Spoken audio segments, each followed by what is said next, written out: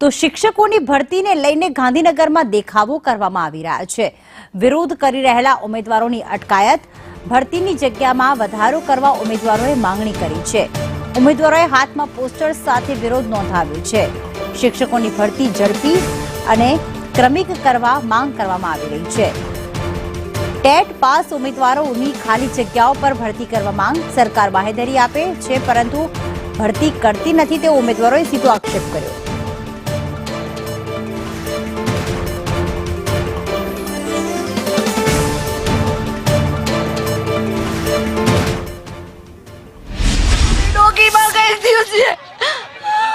आप જોઈ શકો છો કે એક મહિલા સાથે તો અમે અમારો હક માંગીએ છીએ। અમારે ઘડિયાળ તોડી નાખી દે।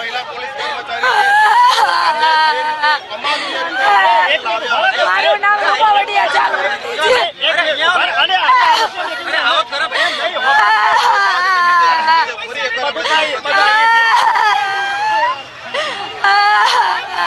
કેવું વર્તન કર્યું આપની સાથે? મને ડોક માણે ઊંચી નીચી કરી પછાડી મને ડાયડે મને આ બધે દુખી છે બહુ।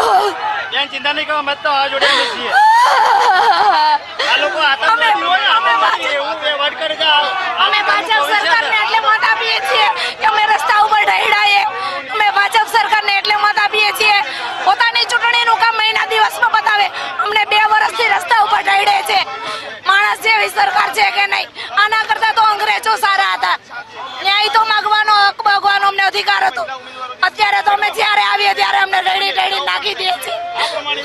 તો જે પ્રમાણે આ મહિલા છે તે કહી રહી છે કે તેમને મહિલા પોલીસ દ્વારા ઘસેડવામાં આવ્યા છે, તેની સાથે અમાનવીય વર્તન કરવામાં આવ્યું છે કે પ્લીઝ આ બેને જગ્યા આપો, છતાં મને પોલીસે પકડીને અંદર મૂકી દીધી। બોલો વિરોધ નથી, હું સિટીઝન છું। મેં વિરોધ કરવા માટે નહીં આવ્યા, અમે વિરોધ કરવા માટે આવ્યા જ નહીં। તો કેટલાક અન્ય મહિલા છે તે પણ કહી રહ્યા છે કે અહીં વિરોધ નોંધાવવા માટે થઈને અહીં નહોતા પહોંચ્યા, પરંતુ તેની સાથે અમાનવીય રીતે વર્તન છે તે કરવામાં આવ્યું છે અને પોલીસ દ્વારા હજી પણ અમાનવીય રીતે તેને ઢસેડવાનો પ્રયત્ન કરવામાં આવી રહ્યો